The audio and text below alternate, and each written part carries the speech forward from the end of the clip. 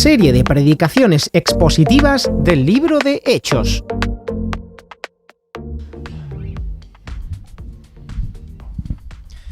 Muy bien, pues vamos a continuar con las predicaciones sistemáticas del libro de Hechos. Y sabéis que a mí me gusta mucho la teología, es mi pasión, así que voy a comenzar con una pregunta teológica, ¿vale? A ver qué pensáis. ¿Cuándo creéis vosotros que los apóstoles de Jesucristo se convirtieron en auténticos cristianos? ¿Fue cuando Jesús les llamó para seguirle? Venid en pos de mí y os haré pescadores de hombres. ¿Fue quizás más tarde cuando le vieron resucitado? ¿O quizás fue incluso después, cuando en Pentecostés vino el Espíritu Santo sobre cada uno de ellos? Yo no estoy preguntando cuándo ellos se convirtieron en creyentes, porque obviamente cuando Jesús les llama a seguirle, ellos ya son creyentes. Ellos creen en el Dios que se ha revelado en el Antiguo Testamento, ellos abrazan la fe judía, están circuncidados, tratan de cumplir los mandamientos de Dios, pero yo no estoy preguntando cuándo se convirtieron en creyentes, sino cuándo se convirtieron en cristianos, porque no es lo mismo. Por ejemplo, ¿cuál es la diferencia fundamental entre un creyente del Antiguo Testamento y un cristiano del Nuevo Testamento? Muy bien. Podemos señalar muchas pequeñas diferencias, algunas quizás no tan pequeñas, pero hay una que no es en absoluto pequeña y que es fundamental y que es la clave. Y lo habéis dicho bien. El Espíritu Santo. La marca distintiva de todo verdadero cristiano es la presencia permanente del Espíritu Santo en su vida. No hay otra. Esta es la principal de todas. Mira, sin el Espíritu Santo no hay cristiano. Uno puede tener más o menos conocimiento bíblico que otro y ser cristiano. Uno puede ser cristiano y tener más o menos madurez espiritual que otro. Pero uno no puede ser cristiano sin la presencia permanente del Espíritu Santo en su interior. Imposible. Dice el apóstol Pablo en Romanos 8:9 a la iglesia en Roma, a los creyentes de Roma, les dice lo siguiente: mas vosotros, hermanos, no vivís según la carne, sino según el Espíritu, si es que el Espíritu de Dios mora en vosotros. Pero fijaos ahora lo que dice a continuación: y si alguno no tiene al Espíritu de Cristo, no es de él. Si alguno no tiene al Espíritu de Cristo, no es de Cristo. Quien no tiene al Espíritu Santo no es de Cristo y por tanto no es cristiano. Hoy se utiliza el término cristiano con mucha ligereza. Hoy cualquier persona se puede llamar a sí misma cristiana. Esto era muy típico dentro del catolicismo romano, que por el simple hecho de ir a misa o haberte bautizado, pues tú ya eras cristiano, pero cada vez más frecuente también dentro del mundo evangélico. Si tú vas los domingos a misa, si tú simpatizas con el resto de los creyentes, si a ti te parece agradable este rato que estamos pasando, pues probablemente tú digas, pues yo soy cristiano. O fulanito de tal ya es cristiano porque lleva muchos años yendo a la iglesia. No, no y no. O fulanito de tal tiene al Espíritu dentro de él y da evidencia de ello, o fulanito de tal no es cristiano. Puede ser simpatizante, pero no cristiano. Si alguno no tiene al Espíritu de Cristo, no es de él. Y tener clara esta distinción es fundamental para entender el pasaje de hoy, así que quiero que lo tenga en mente, ¿vale? Recuerda esto. Vamos a hacer un pequeño repaso. La semana pasada, no sé si recordáis de qué fue la predicación, vimos cómo Pablo finalizó su segundo viaje misionero, estuvo en una ciudad muy importante, ¿sabéis cuál fue? ¿Lo recordáis? Corinto, la ciudad de Corinto. Allí en Corinto, el apóstol Pablo conoció un matrimonio muy bonito. ¿Cómo se llamaba este matrimonio?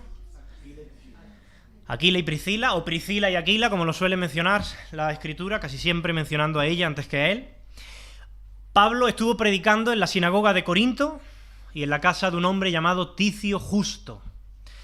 No sé si recordáis que Crispo, el dirigente de aquella sinagoga y toda su casa, pues se convirtió al Señor, se bautizaron, pero esto también pues levantó las acusaciones de muchos judíos en contra de Pablo, que trataban de acusarle delante de un gobernador llamado Galión, ¿lo recordáis?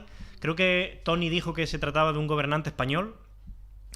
Y querían que Galión lo juzgara a Pablo, pero ¿prosperaron esas acusaciones? No prosperaron porque estaba el cuidado soberano de Dios sobre la vida de su hijo, ¿no? Y ahora continuamos ese relato en el versículo 23 de Hechos 18. Si podéis abrir vuestra Biblia, hoy no voy a usar PowerPoint, aunque parece que Loida me va a echar una mano. Hechos capítulo 18, versículo 23, dice así: y después de estar allí algún tiempo en Corinto, salió. Con este verbo salió, comienza Pablo su tercer viaje misionero. Salió, recorriendo por orden la región de Galacia y de Frigia. Curiosamente, Pablo en este tercer viaje misionero va a recorrer las mismas ciudades que él ya ha recorrido en su primer y segundo viaje misionero fundando iglesia. ¿Cuál es el propósito de este viaje? Sigue diciendo: confirmando a todos los discípulos. Es decir, el propósito de este tercer viaje era fortalecer, animar a todos los que habían creído en esas ciudades. Versículo 24. Llegó entonces a Éfeso un judío llamado Apolos, natural de Alejandría. ¿Y cómo era él? Varón elocuente y poderoso en las Escrituras. Mirad, ¿recordáis la distinción que hemos hecho antes entre un creyente y un auténtico cristiano? Pues yo quiero que ahora vosotros hagáis un ejercicio y tratéis de alguna manera de descifrar si Apolos era un creyente, como los del Antiguo Pacto, o era un verdadero cristiano. Dice el versículo 24 que Apolos era de Alejandría, pero ¿qué más dice? Que era judío.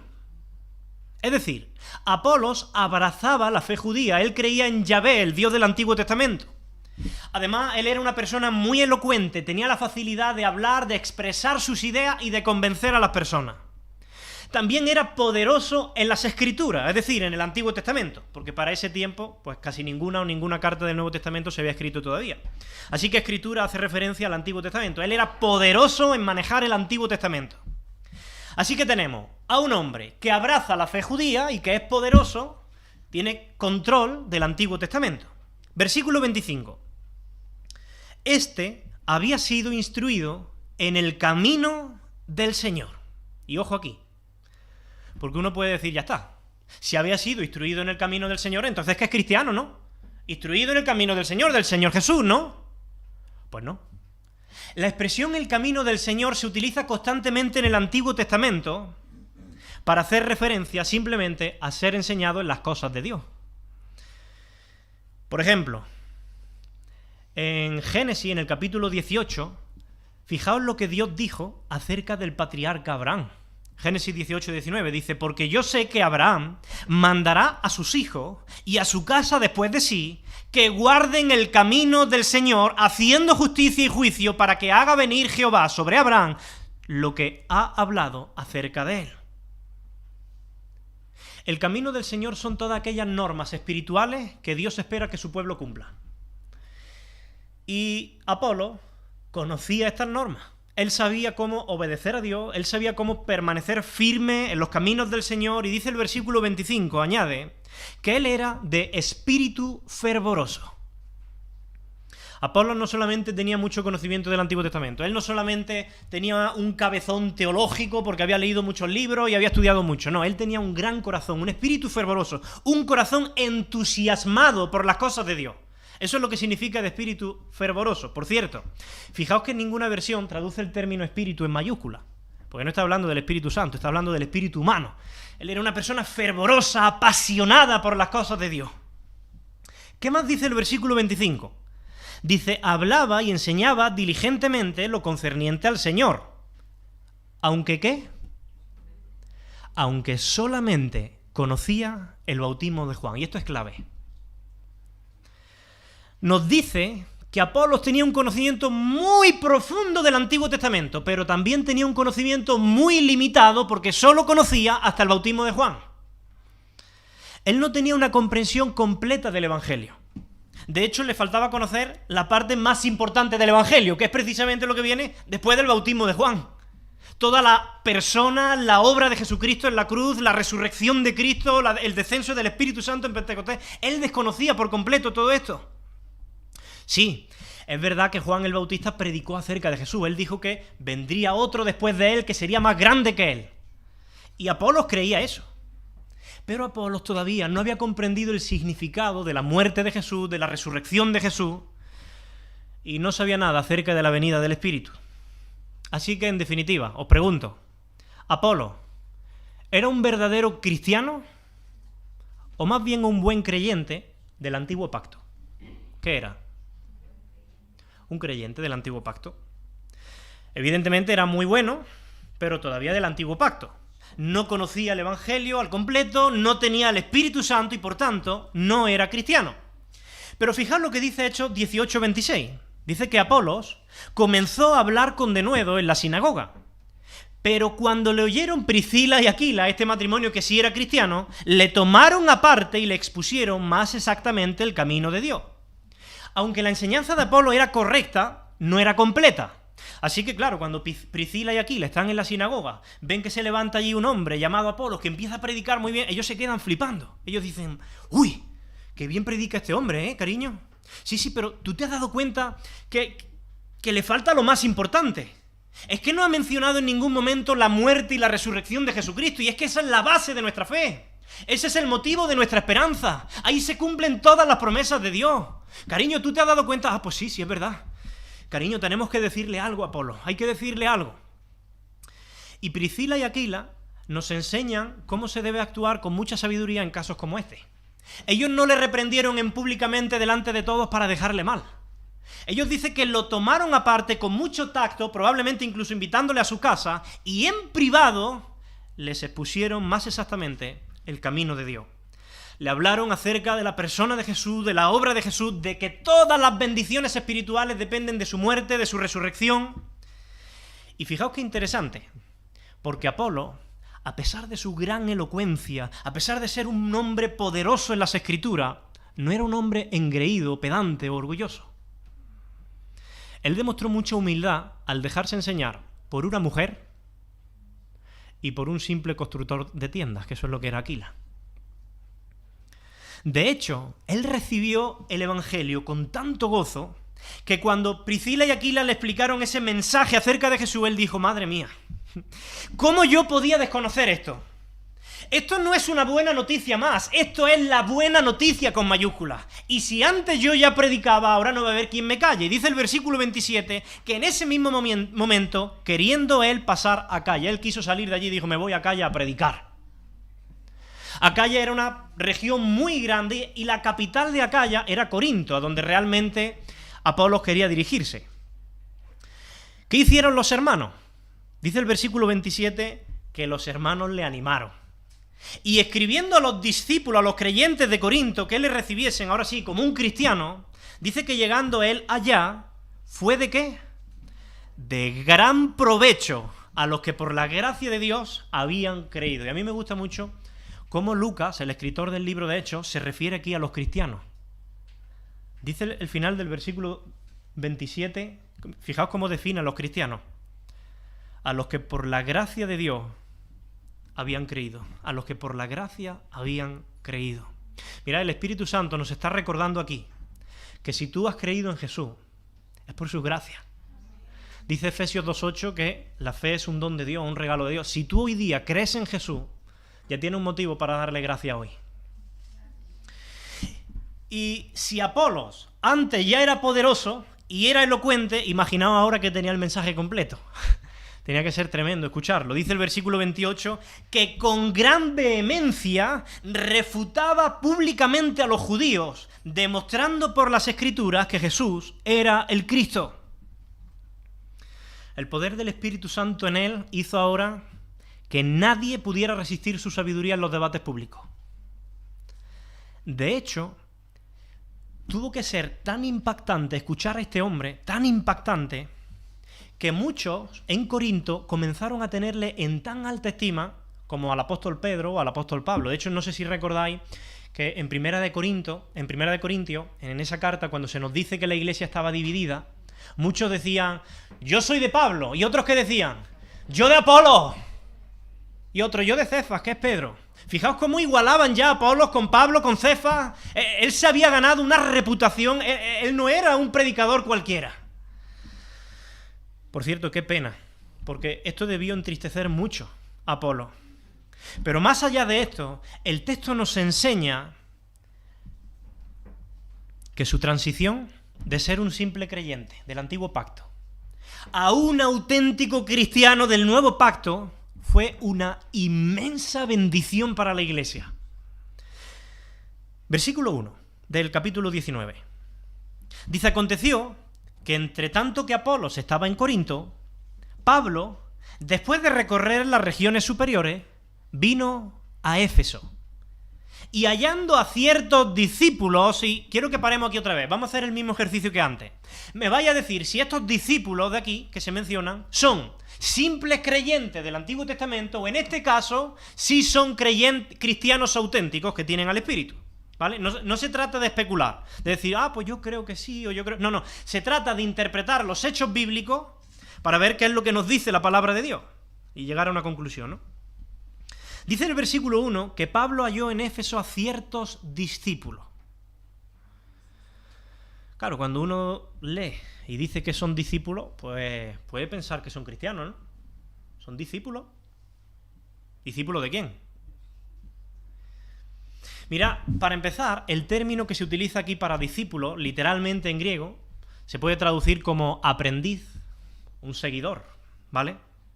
Y este término se utiliza en el Nuevo Testamento no solamente para hacer referencia a los cristianos, porque evidentemente todo cristiano es un discípulo de Cristo, ¿no?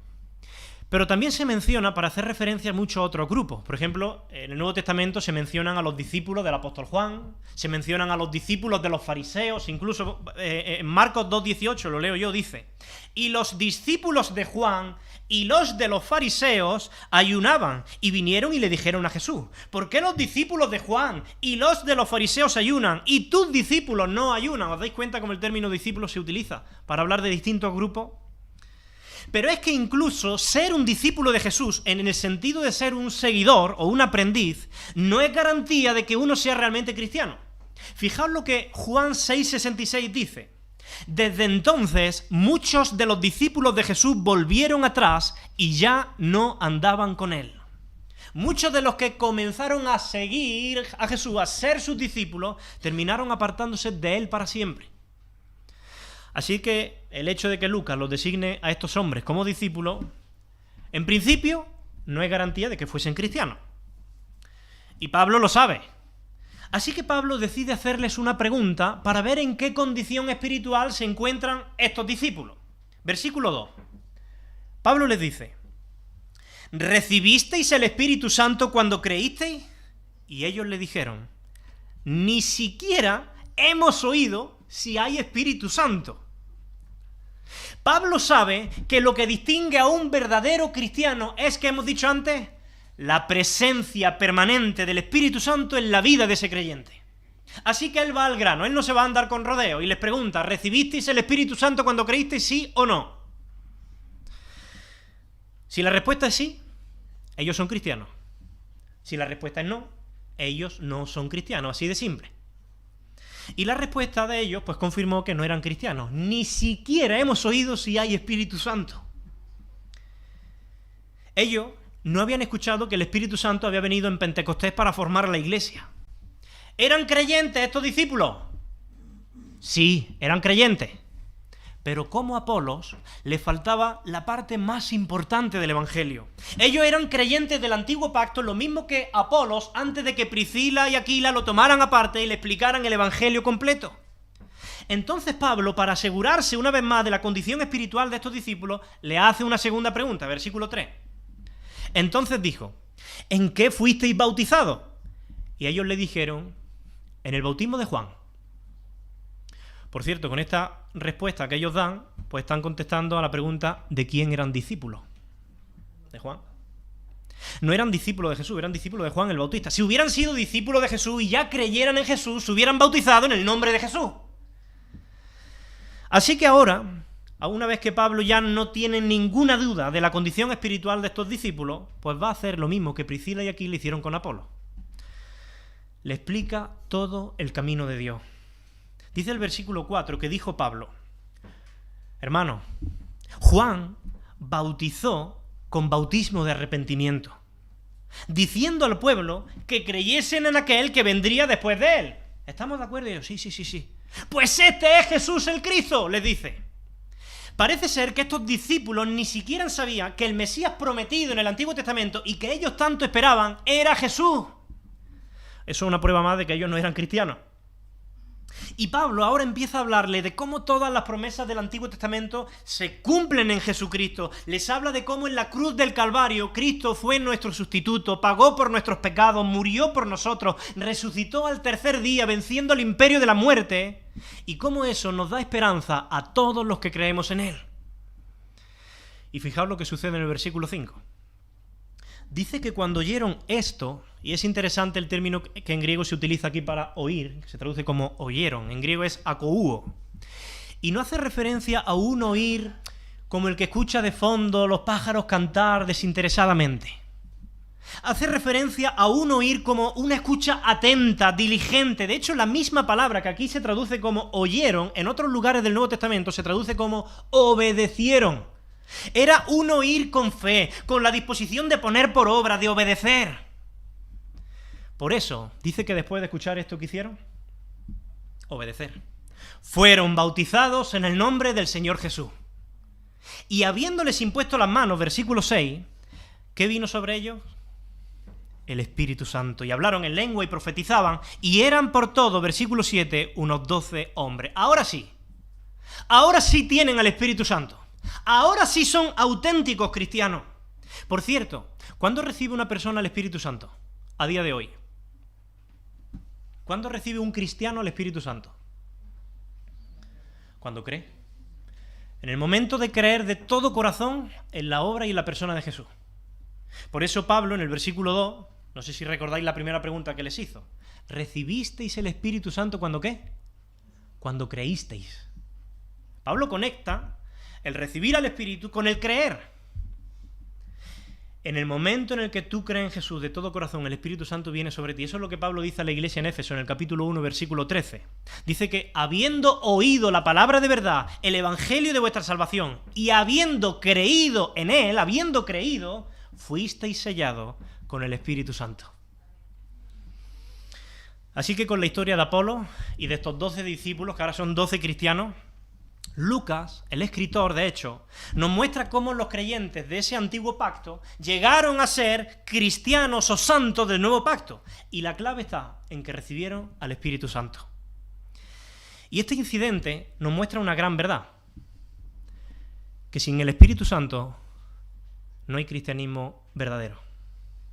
Que sin el Espíritu Santo no hay evangelio completo. Si tú vienes a la iglesia y quizás después de un sermón, de una predicación, de una alabanza, tu corazón se compunge, sientes el peso de tu pecado, te reconoce incluso pecador, bueno, todos somos pecadores, todos hemos pecado. Si incluso tratas de cambiar humanamente, pero tú no tienes al Espíritu Santo, todo eso son esfuerzos religiosos inútiles que no salvan y que no llevan a ningún lado. Es imposible vivir una auténtica vida cristiana sin el Espíritu Santo. Es imposible tener cambios duraderos, permanentes, sinceros, genuinos, interiores, sin la presencia permanente del Espíritu Santo en tu vida.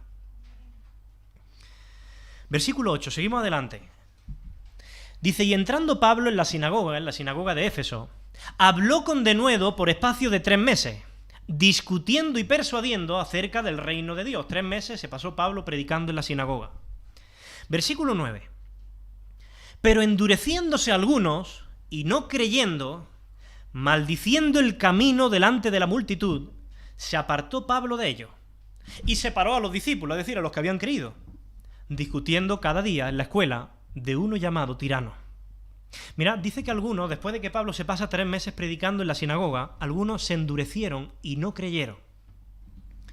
Uno podría pensar que escuchar la Biblia, escuchar la palabra de Dios continuamente es algo positivo. Y ciertamente lo es cuando va acompañado de un corazón dispuesto a poner en práctica lo que la Biblia nos demanda. Pero cuando una persona escucha una y otra vez la palabra de Dios, domingo tras domingo, sermón tras sermón, reflexión tras reflexión, cuando la palabra de Dios te reta a pedir perdón por tu pecado, a pedir perdón a tu esposa, a tu esposo, a cambiar hábitos en tu vida, a destruir ídolos, a renunciar a cosas que desagradan a Dios, a adquirir nuevos compromisos que agradan a Dios, y cuando tú escuchas una y otra vez al Espíritu Santo retándote a través de su palabra, pero tú no cambias, pero tú escuchas y no obedeces, y lo escuchas una vez y no obedeces, y lo escuchas otra vez y no obedeces, lo que sucede inevitablemente es que tu corazón se endurece. Y era tal el endurecimiento de estos judíos que durante 3 meses habían escuchado a Pablo, que llegaron a maldecir el camino, dice. El camino era un título que se le daba a los primeros cristianos, los del camino.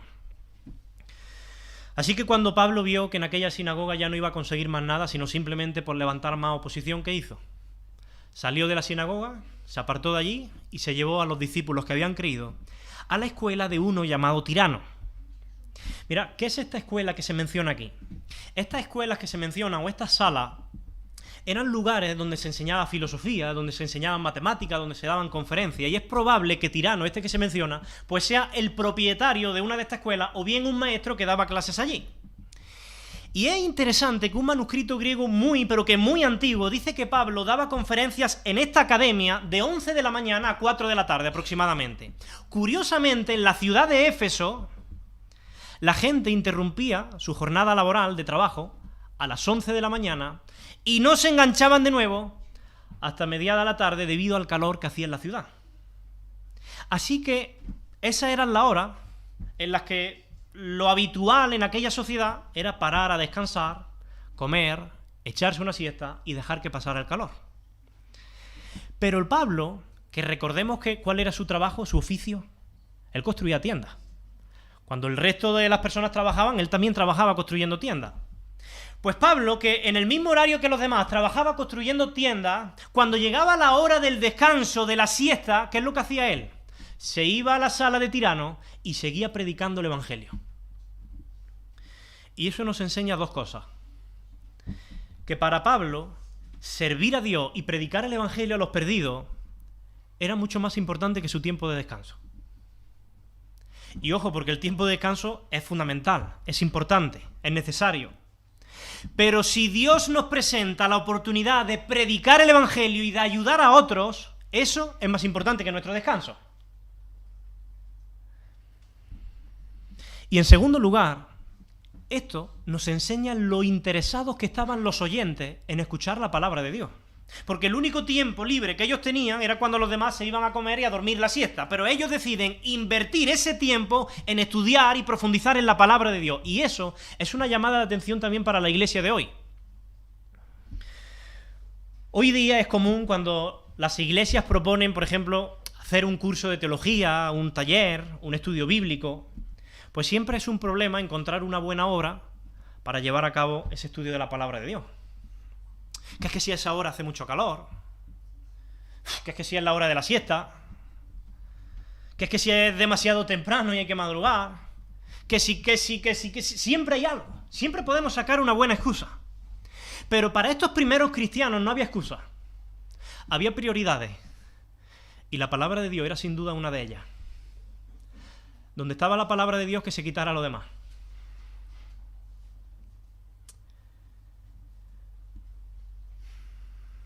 Yo creo que tenemos que tomar nota también de esto, ¿no? Dice el versículo 10, que así continuó Pablo por espacio de ¿cuántos años? 2 años, sacrificando sus horas de siesta. De manera que todos los que habitaban en Asia, judíos y griegos, oyeron la palabra del Señor. 2 años estuvo Pablo sacrificando sus horas de siesta para proclamar el Evangelio. Y algunos pensarán, madre mía, ¿qué sacrificio más grande hizo Pablo? Bueno, sí. Pero ningún sacrificio que tú hagas por Cristo será más grande que el sacrificio que Él hizo por ti. ¿Mereció la pena el sacrificio de Pablo? No solo dice que todos oyeron la palabra en Asia, sino que fruto de ese esfuerzo nacieron los primeros creyentes en Éfeso, y gracias a esos creyentes posteriormente se pudo evangelizar y se fundaron iglesias en Colosas, en Hierápolis y probablemente todas las iglesias que se mencionan, las 7 iglesias que se mencionan en Apocalipsis. Así que fijaos si mereció la pena sacrificar esas horas de siesta. Cualquier sacrificio que tú hagas por Cristo merece la pena. Así que si tu hijo un día quieren sacrificar sus ahorros o su tiempo de vacaciones, invertir ese tiempo en servir al Señor a través de un viaje misionero, de monitores en un campamento, participando en una campaña evangelística como Impacto, apóyalo, anímalo, empújalo, porque tú no sabes cuán grandes cosas Dios puede hacer de pequeños gestos como ese. Fijaos lo que dice el versículo 11. Y hacía Dios milagros extraordinarios por mano de Pablo. Vuelvo a leer este versículo. Y hacía Dios milagros extraordinarios por mano de Pablo. Es muy significativo que no dice el texto que Pablo hiciera milagros extraordinarios, sino que Dios los hacía por mano de Pablo. El poder no está en Pablo. El poder está en el Dios de Pablo. La gloria no es para Pablo. La gloria es para el Dios de Pablo. No es que Pablo tuviera un poder especial en sus manos. Más bien, Dios está buscando manos ordinarias como las nuestras para usarlas en cosas extraordinarias. Nosotros no podemos hacer milagros con nuestras manos como si hubiera poder en nosotros. Pero Dios sí puede usar nuestras manos para hacer cosas extraordinarias. Y eso es lo que está sucediendo aquí. Versículo 12. Dice, de tal manera que aún se llevaban a los enfermos los paños o delantales de su cuerpo y las enfermedades se iban de ellos y los espíritus malos salían. Mirad, los paños que se mencionan aquí eran los trapos que se solían usar, que los solían usar aquellos trabajadores para secarse el sudor de la frente. Algunos directamente lo tenían y se secaban, otros los tenían enganchados para que el sudor cayera directamente en el trapo. Recordemos que Pablo trabajaba construyendo tiendas y él debía sudar bastante, así que seguramente usaba este tipo de trapos. Y los delantales que se mencionan eran fajas que usaban los trabajadores que les ceñían, les apretaban. Ahora bien, yo quiero que quede claro que el poder por el que eran sanados estos enfermos no era por el poder que residía en estos objetos, como si los objetos tuvieran algo de milagroso. Los objetos no tienen ningún poder en absoluto. El poder reside en creer en la autoridad que tiene el nombre de Jesús. Esa es la clave. De hecho, fíjate que en el versículo 13 dice que algunos judíos, exorcistas ambulantes, intentaron invocar ¿el qué? El nombre del Señor Jesús. Ellos intentaron invocar el nombre del Señor Jesús porque sabía que era allí donde estaba el poder, no en los objetos. Todos los milagros que se hacen a lo largo del libro de los Hechos y que venimos estudiando, se hacen en el nombre de Jesús. Por ejemplo, no sé si recordáis cuando Pedro y Juan están en el templo, en la puerta de la Hermosa, ¿lo recordáis? Dice que había allí un cojo de nacimiento. ¿Y qué le dice Pedro? Le dice, mira, no tengo plata ni oro, pero lo que tengo te doy. En el nombre de Jesucristo, esa es la clave. En el nombre de Jesucristo, levántate y anda. Y se hizo el milagro. Cuando el concilio se queda sorprendido por ese milagro y toman a Pedro y a Juan y les cuestionan y les dicen, ¿cómo habéis hecho esto? ¿Qué dice Pedro? Dice, sea notorio, en Hechos 4:10, sea notorio a todos vosotros, a todo el pueblo de Israel, que en el nombre de Jesucristo de Nazaret, a quien vosotros crucificasteis, por él, este hombre está en vuestra presencia sano. ¿Cuál es la clave? El nombre de Jesucristo. Hace poquito predicaba yo de Pablo y Silas en Filipos. Los metieron en la cárcel por liberar a una muchacha endemoniada que tenía espíritu de adivinación, ¿lo recordáis? Dice que esta muchacha endemoniada daba grandes voces, que lo hacía todos los días, mas desagradando a Pablo, dice, este se volvió y dijo al espíritu, te mando en el nombre de Jesucristo que salgas de ella, y salió inmediatamente. Es el nombre de Jesucristo. Ahora, ¿por qué Dios desplegó un poder tan sorprendente en Éfeso? Mira, esto era necesario para que todos los habitantes de Éfeso entendieran que aquel predicador llamado Pablo había sido enviado por Dios, con la autoridad de Dios y con el respaldo de Dios. Él era un enviado del cielo con un mensaje del cielo. Así que los milagros trataban de avalar la veracidad de su mensaje. Proporcionaban pruebas irrefutables de que lo que Pablo predicaba era cierto. Mira, hoy día, si nosotros queremos comprobar si la enseñanza de un predicador es fiel o no es fiel, es cierta o no es cierta, es verdadera o no es verdadera, lo único que tenemos que hacer es ir a la Escritura. Porque esa es la revelación infalible de Dios, no falla. Sin embargo, en aquel tiempo, el Nuevo Testamento todavía no había sido formado. No había sido escrito y mucho menos compilado como lo tenemos nosotros. Las personas en aquel tiempo no podían saber si lo que Pablo decía era cierto o era un cuento inventado. Así que Dios decidió usar señales, prodigios poderosos, impresionantes, para autentificar el mensaje, para demostrar que era cierto, que no era un cuento inventado, sino un mensaje de Dios que tenía poder para salvación.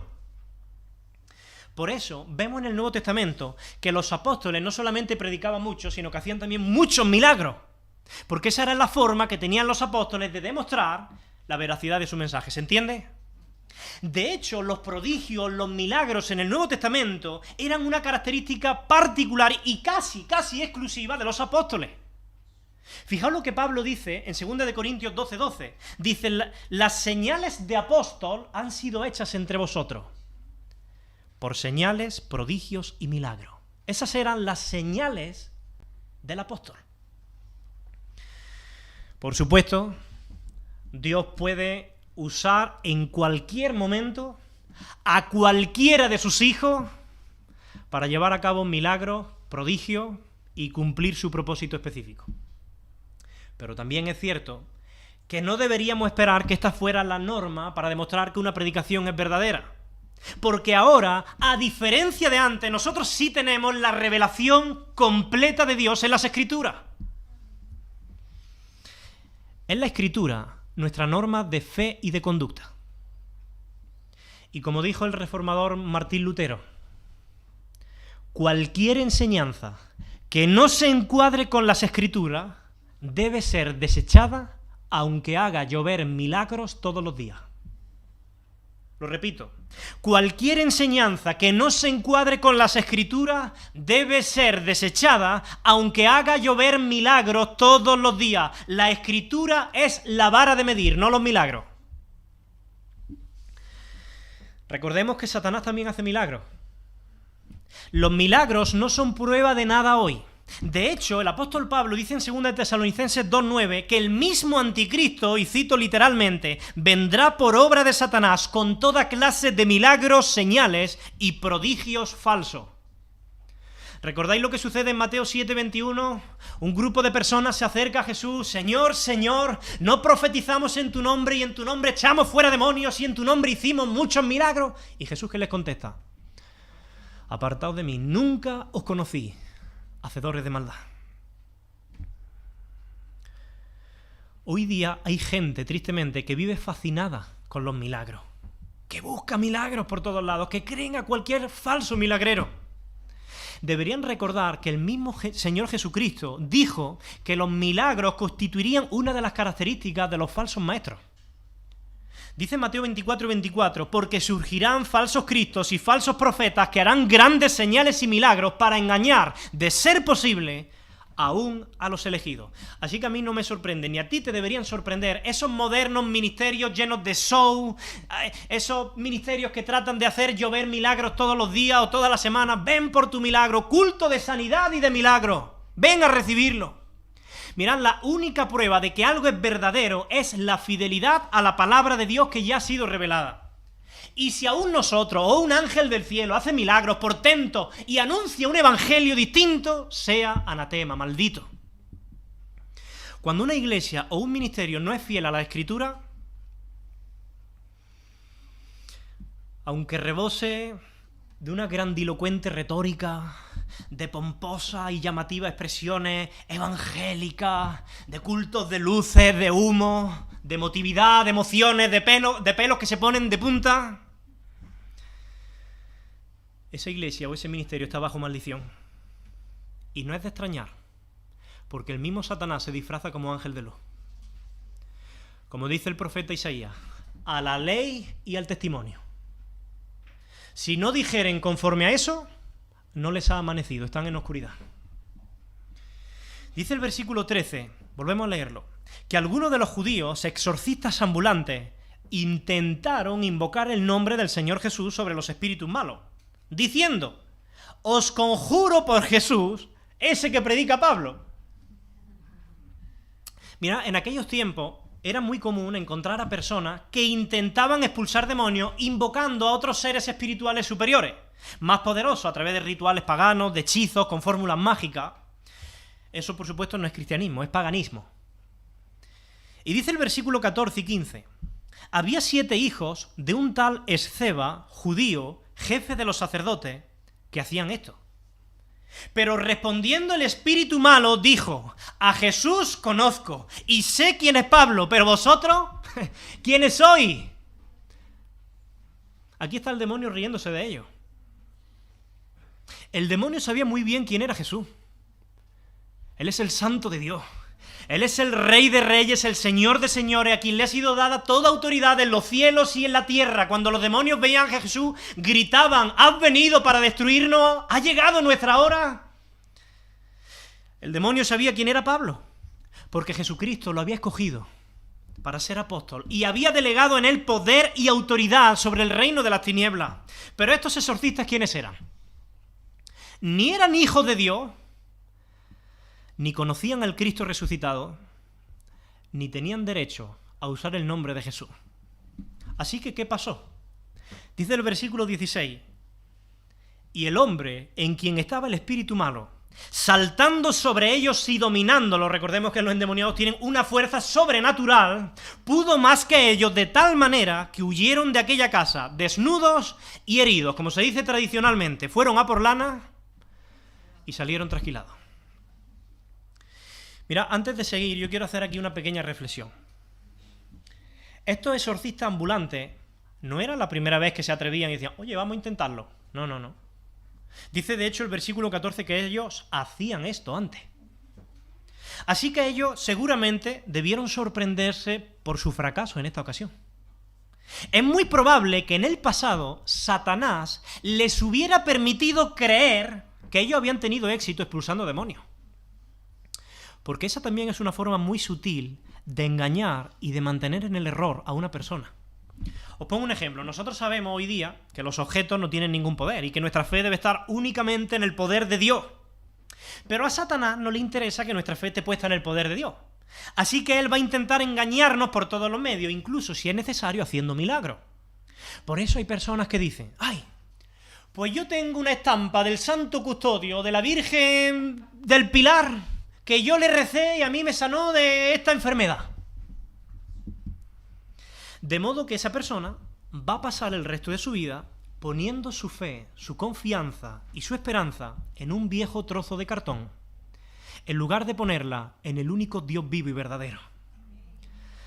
¿Sabes ya quién está detrás de ese milagro? Satanás. Si Satanás sabe que haciéndote un milagrito te va a tener engañado el resto de la vida, pues él lo va a hacer. Esa ha sido la fórmula de Satanás desde siempre. Cuando Dios hacía grandes prodigios por mano de Moisés y Aarón en Egipto, ¿lo recordáis? Para que Faraón ablandara su corazón y dejara salir a su pueblo. ¿Qué hacían los emisarios de Satanás, esos hechiceros de Egipto? Imitaban los milagros. Dice en Hechos 7:22, y los hechiceros de Egipto hicieron lo mismo con sus encantamientos. ¿Para qué? Y el corazón de Faraón se endureció y no escuchó a Dios. Ese es el propósito. En el caso de Pablo en Éfeso, los exorcistas ambulantes fracasaron porque Dios quiso dejar claro que solo el mensaje de Pablo era cierto y que el mensaje de estos exorcistas ambulantes era falso. Y dice el versículo 17, y esto que sucedió con aquellos hijos de Esceva, con estos que intentaban expulsar demonios, fue notorio a todos los habitantes de Éfeso, así judíos como a griegos. Es decir, aquel incidente fue tan llamativo, tan escandaloso, que no se pudo esconder e iba de boca en boca. Y dice, y tuvieron temor todos ellos, y era magnificado el nombre del Señor Jesús. ¿En qué sentido era magnificado el nombre del Señor Jesús? Bueno, el fracaso absoluto de estos exorcistas ambulantes hizo que resaltara todavía más y que todos se enfocaran en las verdaderas obras de poder que Dios hacía a través de Pablo. Y que todos estuvieran aún más interesados en el mensaje que Pablo predicaba. Por otro lado, ellos se dieron cuenta de que hay poder real en el nombre del Señor Jesús. Reconocieron que Jesús no es alguien con quien jugar, sino alguien ante quien inclinarse en fe. Y la gente comenzó a tener un temor reverente hacia Jesús. Fijaos lo que dice el versículo 18. Y muchos de los que habían creído venían confesando y dando cuenta de sus hechos. En griego se puede traducir esta palabra hechos también como hechizos. Mira, Éfeso era una de las ciudades más entregadas a la magia negra en aquel tiempo. Allí se practicaban las artes mágicas. De hecho, se puede decir que Éfeso era una ciudadela de Satanás, era un lugar de ocultismo impresionante. Allí se encontraba el templo más grande dedicado a la falsa diosa Diana, donde se le rendía adoración que era realmente satánica, y Satanás tuvo engañadas a muchas personas allí durante mucho tiempo. Pero Pablo está predicando ahora en Éfeso, en el nombre de Jesús, aquel que vino al mundo para deshacer ¿el qué? Las obras del diablo. Y por su predicación muchos están siendo rescatados del reino de las tinieblas y trasladados al reino de Jesús. Por eso dice este versículo que muchos vinieron en arrepentimiento y fe, confesando sus pecados, sus hechizos, sus supersticiones, su vida pagana, y no solo eso, versículo 19. Asimismo, muchos de los que habían practicado la magia trajeron los libros y los quemaron delante de todos, y hecha la cuenta de su precio, hallaron que era 50.000 piezas de plata. Mira, esto evidencia que el arrepentimiento de ellos fue verdadero. Estas personas que durante años habían puesto su confianza en estampas, en amuletos, en hechizos, en curanderos, quemaron todo para siempre y pusieron su confianza en el nombre que es sobre todo nombre, el nombre del Señor Jesús. Mira, ellos podían haber pensado económicamente. De hecho, yo cuando dijo que eran 50.000 piezas de plata, empecé a mirar lo que ganaban en aquel tiempo. 50.000 piezas de plata era el salario de 50.000 días de trabajo. Algo que no hacemos nosotros en toda nuestra vida, ni varios de nosotros juntos. Ellos podrían haber vendido quizás eso en Wallapop, ¿no? Y hubieran sacado una buena tajada. Que ellos quemaran esto demuestra dos cosas. En primer lugar, que los efesios habían estado profundamente inmersos en las artes mágicas hasta ese momento. Habían sido esclavos de Satanás.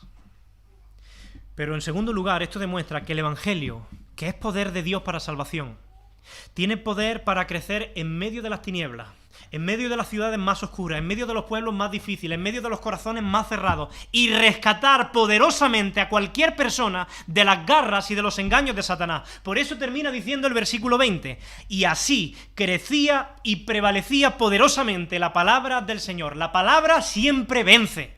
Cuando la palabra de Dios es predicada, logra cosas sorprendentes, inimaginables. Ni siquiera todas las fuerzas satánicas del ocultismo de Éfeso pudieron contra el poder de la palabra. Tenemos que ser una iglesia que predica la palabra, no solo aquí dentro, de aquí para afuera, en nuestro trabajo, en Impacto, en los campamentos, en los viajes misioneros, en cada oportunidad que Dios nos dé, porque Dios hace cosas sorprendentes a través de la palabra.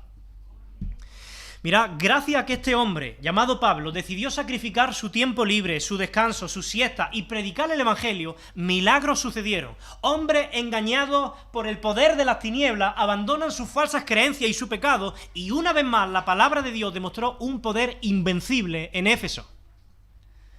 Hoy día Dios también busca a hombres y a mujeres que, como Pablo, estén dispuestos a establecer prioridades espirituales y a sacrificar comodidades terrenales por servirle a Él. Mira, cuando tú estás dispuesto a esto y tú te pones en las manos de Dios, Dios puede hacer cosas sorprendentes en ti y a través de ti.